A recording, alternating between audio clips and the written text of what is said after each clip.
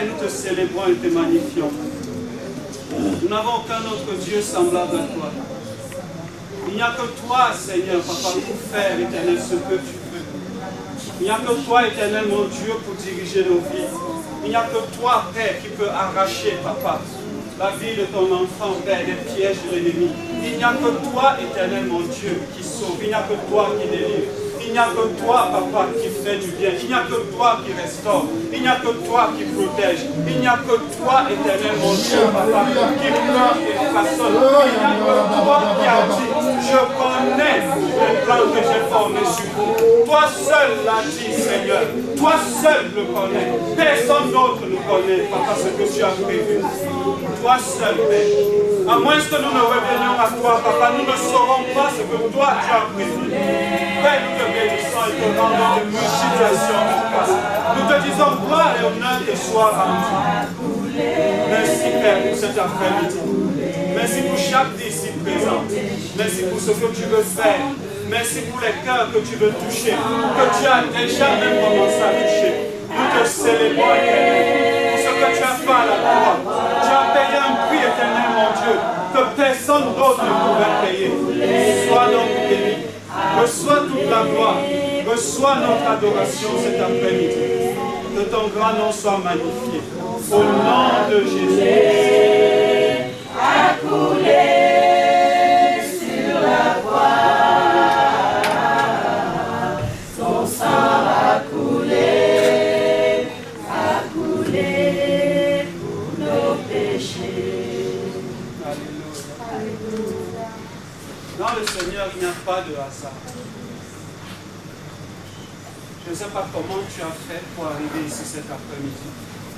Je ne sais pas qui t'a convaincu pour que tu viennes ici cet après-midi.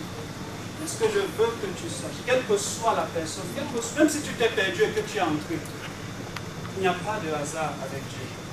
Amen. Il n'y a pas de hasard. Tu es là parce que tu as répondu à une convocation du Seigneur. Amen. Donc je prie que tu ouvres ton cœur véritablement. Ne fais pas attention à l'atmosphère, à la chaleur. Tout va bien. Amen. Vous savez qu'il y a des gens qui sont en hôpital parce qu'ils n'arrivent pas à transpirer. Toi, tu transpires déjà naturellement. C'est bon. Ça veut dire que tu es en forme. Amen. Alléluia.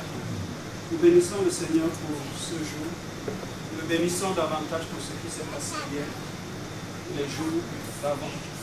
Ce n'était pas évident, ce n'était pas quelque chose qu'on aurait pu imaginer. Il y a une image que je garde dans mes yeux par rapport à la journée d'hier, c'est que ceux qui ont apporté des parapluies pour se protéger de la pluie se sont protégés du soleil. Amen.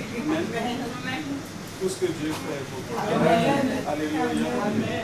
Que le Seigneur vous bénisse. Je suis content de vous voir et honoré de recevoir Pasteur Blas, son épouse, quelqu'un de très important dans son entourage aussi. Soyez les bienvenus. Nous sommes honorés de vous accueillir. Alléluia. Yes. J'ai suivi le témoignage de la sœur Nathalie. Et il y a quelque chose qui m'a touché. Lorsqu'elle regarde à sa vie passée, elle peut dire oui, le diable avait planifié quelque chose de bien avec nous. Amen. Pour chacun de nous, il a planifié quelque chose de bien avec nous.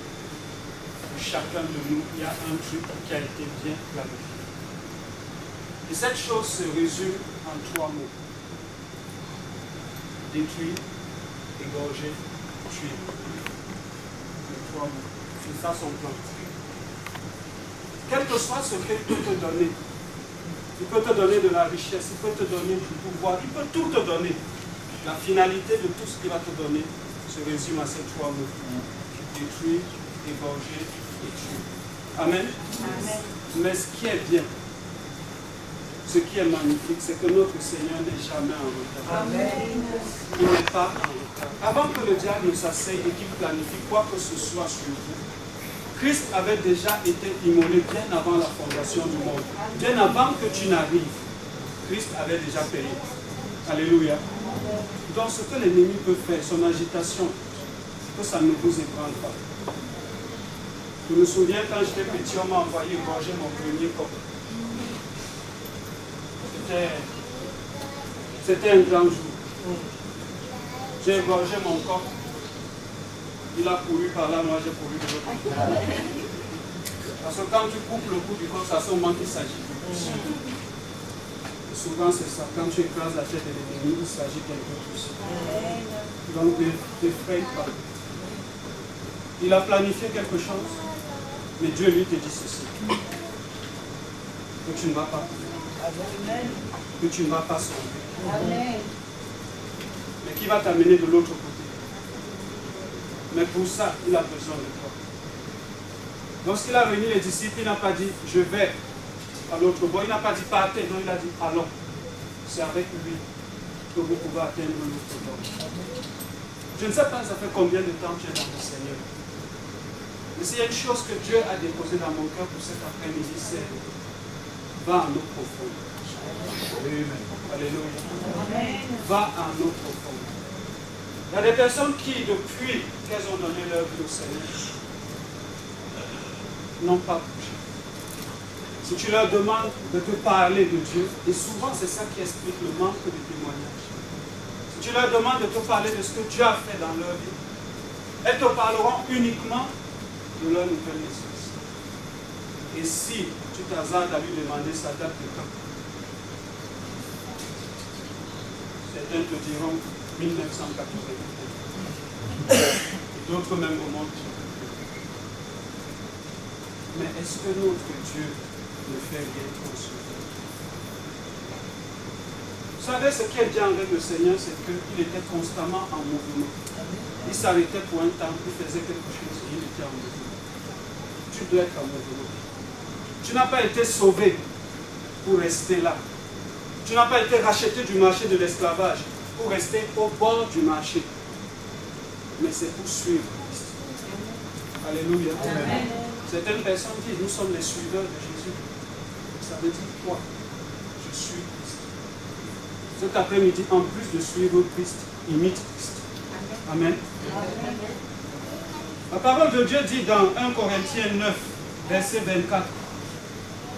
Ne savez-vous pas que ceux qui courent dans le stade courent tous, mais qu'une seule remporte le prix? Courez de manière à le remporter. Tous ceux qui combattent s'imposent toute espèce d'abstinence. Et ils le font pour obtenir une couronne corruptible. Mais nous,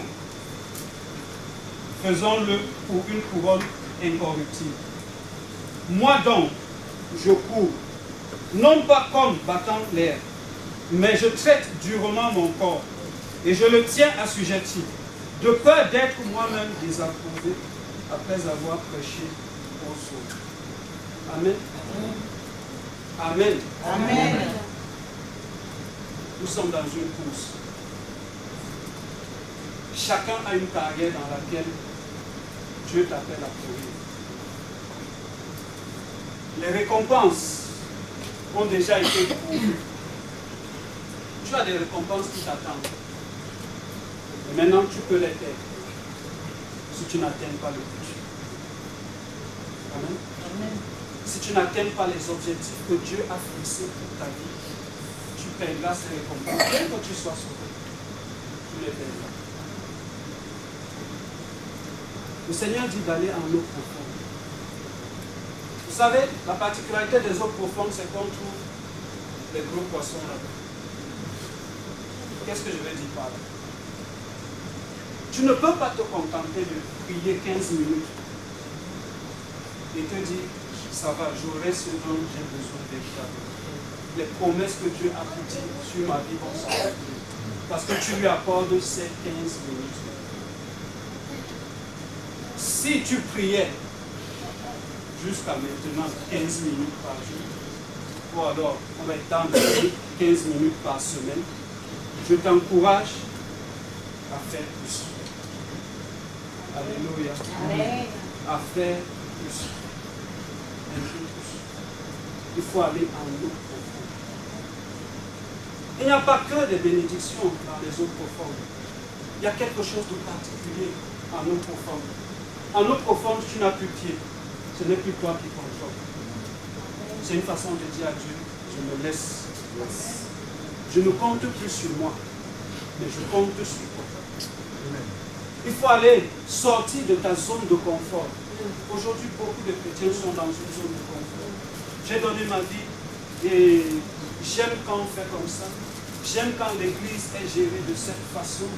On pense à des moments que l'église de Jésus est devenue un